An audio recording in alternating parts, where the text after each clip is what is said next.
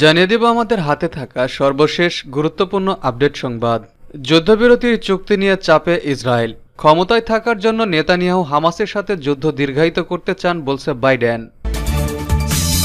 জানাবো বঙ্গোপসাগরে বিমান ঘাঁটি ও খ্রিস্টান রাষ্ট্র ইস্যুতে যা বলল যুক্তরাষ্ট্র। এদিকে প্রয়োজনীয় কাগজপত্র প্রস্তুত। ইউক্রেনে ফরাসি সামরিক প্রশিক্ষকরা বৈধ লক্ষ্যবস্তুতে পরিণত হবে বলছে ল্যাভরভ। এদিকে ইসরায়েলকে বাঁচানোর চেষ্টা। আইসিসির বিরুদ্ধে নিষেধাজ্ঞার পক্ষে ভোট দিল মার্কিন কংগ্রেস। আরও থাকছে নেতানিয়াহুকে ধমকে দিলেন জেলেনস্কি। জানাবো ফিলিস্তিনের পক্ষে চীনের অভিনব প্রচার। এবং সর্বশেষ থাকছে বিশ্ব পরিস্থিতি। ন্যাটোর এশীয় সংস্করণ খুঁজছে আমেরিকা। যুদ্ধবিরতি নিয়ে চাপে ইসরায়েল। ক্ষমতা থাকার জন্য নেতানিয়াহু হামাসের সাথে যুদ্ধ দীর্ঘায়ু করতে চান বলছে বাইডেন। মার্কিন প্রেসিডেন্ট জো বাইডেন বলেছেন, জনগণের একথা ভাবা সব রকমের কারণ রয়েছে যে শুধুমাত্র ক্ষমতায় থাকার জন্য নেতানিয়াহু হামাসের সাথে যুদ্ধ দীর্ঘায়িত করতে চান। গতকাল প্রকাশিত এক সাক্ষাৎকারে তিনি এসব কথা বলেন। প্রেসিডেন্ট বাইডেনের সাক্ষাৎকার নেওয়ার সময় টাইম ম্যাগাজিন জানতে চায় যে অনেকেই বলেছেন নেতানিয়াহু নিজের রাজনৈতিক ভবিষ্যৎ রক্ষা করার জন্য গাজা যুদ্ধ দীর্ঘায়িত করছেন। এই অভিযোগ সঠিক বলে আপনি মনে করেন কিনা? জবাবে বাইডেন বলেন, আমি এ ব্যাপারে কোনো মন্তব্য করব না, তবে লোকজনের জন্য এরকম কথা বলার সব ধরনের কারণ রয়েছে। পরে গতকাল বিকালে হোয়াইট হাউসে বক্তৃতা দেওয়ার পর একজন সাংবাদিক চিৎকার করে প্রেসিডেন্ট বাইডেনের কাছে জানতে চান গাজা যুদ্ধ নিয়ে নেতানিয়াহু রাজনীতি করছেন কিনা। টাইম ম্যাগাজিনকে দেওয়া সাক্ষাৎকারে ইসরায়েলের সাথে আমেরিকার উত্তেজনা তৈরি হতে পারে এমন চিন্তা থেকে পরিস্থিতি কিছুটা শান্ত করার জন্য জো বাইডেন বলেন, আমি তেমনটি মনে করি না। নেতানিয়াহু বড় সংকটের মধ্যে রয়েছেন, তা থেকে বেরিয়ে আসার জন্য তিনি চেষ্টা করছেন। এদিকে হামাসের হাতে বন্দী থাকা 4 ইসরায়েলি মারা গেছে বলে দখলদার সামরিক কর্তৃপক্ষ ঘোষণা দেওয়ার পর তেল আবিব ও জেরুজালেম সহ বিভিন্ন শহরে বিশাল বিক্ষোভ মিছিল বের হয়। এসব বিক্ষোভ মিছিল থেকে গাজায় বন্দীদের মুক্ত করার জন্য এই মুহূর্তে হামাসের সাথে চুক্তি করতে ইসরায়েল সরকারের প্রতি আহ্বান জানানো হয়েছে। বিক্ষোভকারীরা বলেছেন, নেতানিয়াহু শুধুমাত্র ক্ষমতায় টিকে থাকার জন্য গাজা যুদ্ধ দীর্ঘায়িত করেছেন এবং তার নীতির কারণেই হামাসের হাতে বন্দী থাকা অবস্থায় লোকজন মারা যাচ্ছে। বন্দি বিনিময় এবং পূর্ণাঙ্গ যুদ্ধবিরতির দাবিতে বিক্ষোভকারীরা গুরুত্বপূর্ণ সড়ক অবরোধ করে। বঙ্গোপসাগরে বিমান ঘাঁটি ও খ্রিস্টান রাষ্ট্র ইস্যুতে যা বলল যুক্তরাষ্ট্র। বঙ্গোপসাগরে বিমান ঘাঁটি তৈরি এবং বাংলাদেশ ও মিয়ানমারের অংশবিশেষ নিয়ে নতুন একটি খ্রিস্টান রাষ্ট্র প্রতিষ্ঠার চক্রান্তের বিষয় এ নিয়ে প্রতিক্রিয়া জানিয়েছে যুক্তরাষ্ট্র। দেশটি বলছে অভিযোগের ইঙ্গিত সুস্পষ্ট নয়। স্থানীয় সময় মঙ্গলবার মার্কিন পররাষ্ট্র দপ্তরের নিয়মিত প্রেস ব্রিফিংয়ে এক প্রশ্নের জবাবে এ নিয়ে কথা বলেন মুখপাত্র ম্যাথিউ মিলার। ব্রিফিংয়ে এক সাংবাদিক জানতে চান, বাংলাদেশের প্রধানমন্ত্রী শেখ হাসিনা সম্প্রতি দাবি করেছেন একটি দেশকে বঙ্গোপসাগরে বিমান ঘাঁটি করতে দিলে কোনো ঝামেলা ছাড়াই আবারও ক্ষমতায় থাকতে পারবেন বলে প্রস্তাব দিয়েছেন সাদা চামড়ার একজন। তিনি আরও অভিযোগ করেছেন, বঙ্গোপসাগরে ঘাঁটি বানিয়ে বাংলাদেশ ও মিয়ানমারের একটি অংশ নিয়ে পূর্ব তিমুরের মতো খ্রিস্টান দেশ বানানোর চক্রান্ত চলছে। শেখ হাসিনা কি এসব অভিযোগের তীর যুক্তরাষ্ট্রের দিকে ছুটছেন? জবাবে ম্যাথিউ মিলার বলেন, আমি ঠিক নিশ্চিত নই যে এই মন্তব্যগুলো কাকে উদ্দেশ্য করে করা হয়েছে। যদি মার্কিন যুক্তরাষ্ট্রকে ইঙ্গিত করে বলা হয়ে থাকে, সেক্ষেত্রে আমি শুধু বলবো এই অভিযোগ সঠিক নয়। উল্লেখ্য, গত 23 মে প্রধানমন্ত্রীর সরকারি বাসভবন গণভবনে 14 দলীয় জোটের এক বৈঠকে যুক্তরাষ্ট্রকে ইঙ্গিত করে প্রধানমন্ত্রী শেখ হাসিনা বলেন, গ্যাস বিক্রির চুক্তিতে রাজি হয়নি। শক্তিশালী দেশটি সেই সিদ্ধান্তকে ভালোভাবে নেয়নি। গ্যাস বিক্রির মুচলেকা দিয়ে ক্ষমতায় বসার মতো দৈন্যতায় ছিলাম না কখনো। বাংলাদেশ এয়ারবেস বানাতে দিলে কারো কারো নির্বাচনে জিততে কোনো সমস্যা নেই এমন প্রস্তাব দেওয়া হয়েছিল, কিন্তু রাজি হয়নি আমি। বে অফ বেঙ্গলে তারা ঘাঁটি বানাবে। ভারত মহাসাগরের এই শান্তিপূর্ণ জায়গাটার উপর তাদের নজর। এসব বেস বানিয়ে তারা কোথায় হামলা করতে চায়, আমি এটা করতে দিচ্ছি না বলেই খারাপ। ইউক্রেনে ফরাসি সামরিক প্রশিক্ষকরা বৈধ লক্ষ্যবস্তুতে পরিণত হবে বলছে ল্যাভরভ। রাশিয়ার পররাষ্ট্রমন্ত্রী সের্গেই ল্যাভরভ হুঁশিয়ারি উচ্চারণ করে বলেছেন, ফ্রান্সের সেনারা যদি ইউক্রেনের প্রশিক্ষক হিসেবে দায়িত্ব পালন করতে আসে, তাহলে তারা রাশিয়ার সশস্ত্র বাহিনীর বৈধ লক্ষ্যবস্তুতে পরিণত হবে। ইউক্রেনে ফরাসি সেনারা প্রশিক্ষণ কর্মকাণ্ডে সহযোগিতা করার জন্য শিগগির দেশটিতে আসছে বলে কিয়েভের কর্মকর্তারা তথ্য প্রকাশ করার পর রুশ পররাষ্ট্রমন্ত্রী এই হুঁশিয়ারি উচ্চারণ করলেন। গতকাল কঙ্গো প্রজাতন্ত্রের পররাষ্ট্রমন্ত্রী কিনক্লোদ গাকসের সাথে যৌথ সংবাদ সম্মেলনে ল্যাভরভ আরও বলেন, আমি মনে করি এরই মধ্যে ফ্রান্সের সামরিক প্রশিক্ষকরা ইউক্রেনের মাটিতে রয়েছে।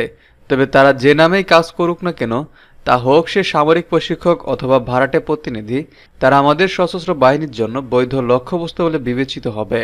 গত সপ্তাহে ইউক্রেনের সেনাপ্রধান জানিয়েছেন এরই মধ্যে তিনি ফরাসি সশস্ত্র বাহিনীর সাথে প্রয়োজনীয় কাগজপত্র স্বাক্ষর করেছেন, যা ফরাসি সামরিক প্রশিক্ষকদের ইউক্রেনের মাটিতে প্রশিক্ষণ কর্মকাণ্ড পরিচালনার পথ করে দেবে। এদিকে গতকাল ফ্রান্সের প্রেসিডেন্ট ইমানুয়েল ম্যাক্রন দপ্তর থেকে বলা হয় তারা সের্গেই লাভরভের বক্তব্য সম্পর্কে কোনো মন্তব্য করবেন না।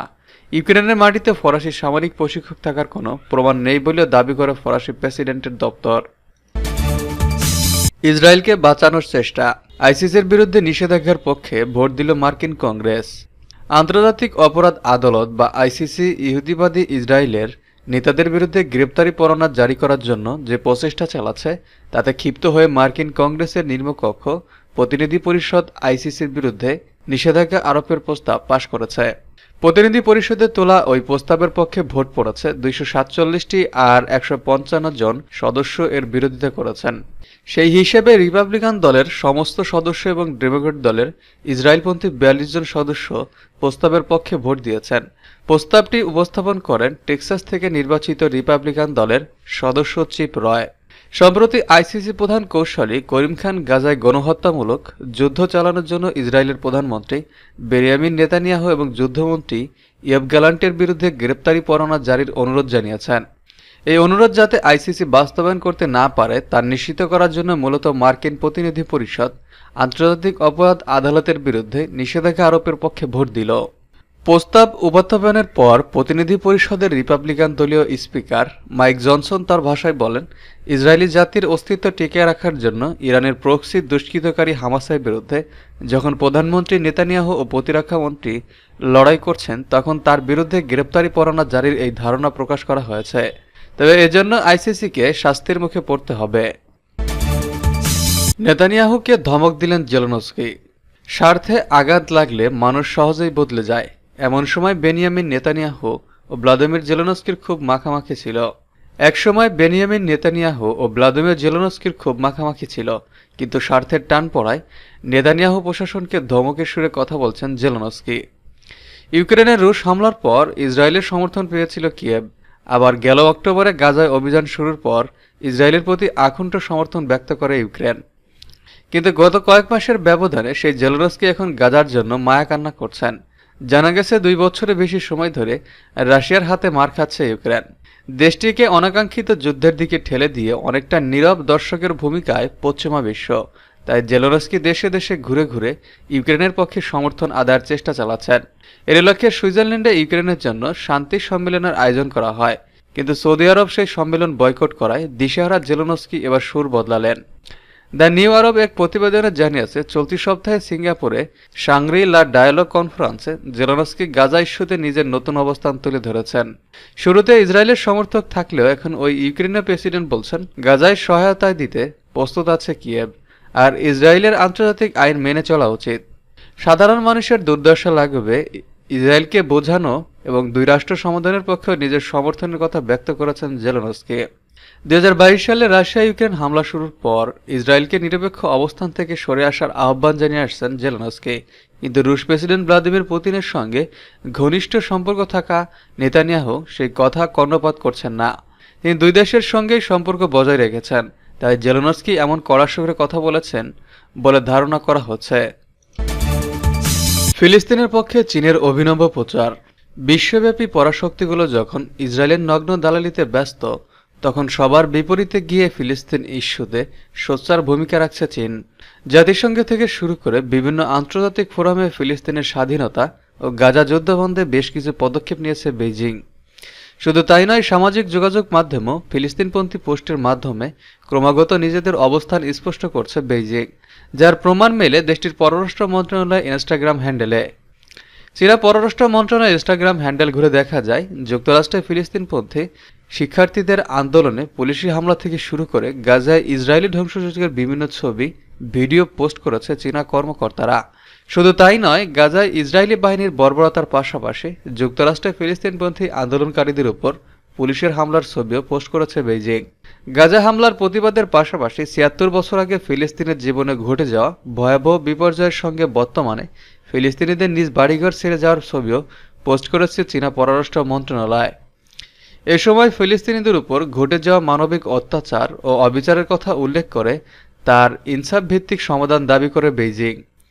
সামাজিক যোগাযোগ মাধ্যমে প্রচার ছাড়াও আন্তর্জাতিক অপরাধ আদালতে ইসরায়েলি গণহত্যার অভিযোগ দায়ের করা মামলায় ফিলিস্তিনের পক্ষে শক্ত অবস্থান নিয়েছে চীন। এমনকি জাতিসংঘে দেশটির পূর্ণ সদস্যপদ প্রাপ্তিতেও নিজেদের সমর্থনের কথা জানায় বেইজিং প্রশাসন। এর আগে মার্চে হামাস প্রধান ইসমাইল হানিয়ার সঙ্গে দেখা করেন চীনের পররাষ্ট্র মন্ত্রণালয়ের দূত ওয়াং কেজিয়ান। হংকং ভিত্তিক সংবাদ মাধ্যম সাউথ চায়না মর্নিং পোস্টের প্রতিবেদনে বলা হয়, তারা গাজায় চলমান সংঘাত ও অন্যান্য বিষয়ে মত বিনিময় করেন। এ সময় ফিলিস্তিনের জাতীয় ঐক্যর খাতিরে হামাসের সঙ্গে বেইজিং তার সম্পর্ক এগিয়ে নিতে আগ্রহী বলে জানান কেজিয়ান। তবে এ বিষয়ে কোনো বিস্তারিত তথ্য দেয়নি চীন সরকার। সম্প্রতি চীনের রাজধানী বেইজিংয়ে অনুষ্ঠিত চীন আরব স্টেটস কোঅপারেশন ফোরামের বৈঠকে ফিলিস্তিনের জন্য আরও $69 মিলিয়ন সহায়তা পাঠানোর ঘোষণা দেয় জিনপিং প্রশাসন। ন্যাটোর এশীয় সংস্করণ খুঁজছে আমেরিকা। ইসরায়েলি বর্বরতায় গাজার শহীদদের সংখ্যা বাড়ছে।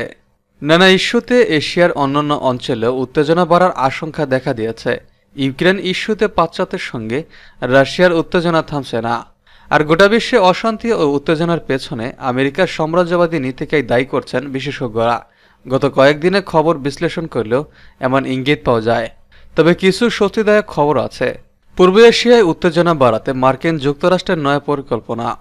চলতি গ্রীষ্মে মার্কিন যুক্তরাষ্ট্র, জাপান ও দক্ষিণ কোরিয়া ফ্রিডম এজ নামক যৌথ মহড়া আয়োজনের বিষয়ে সমঝোতায় পৌঁছেছে।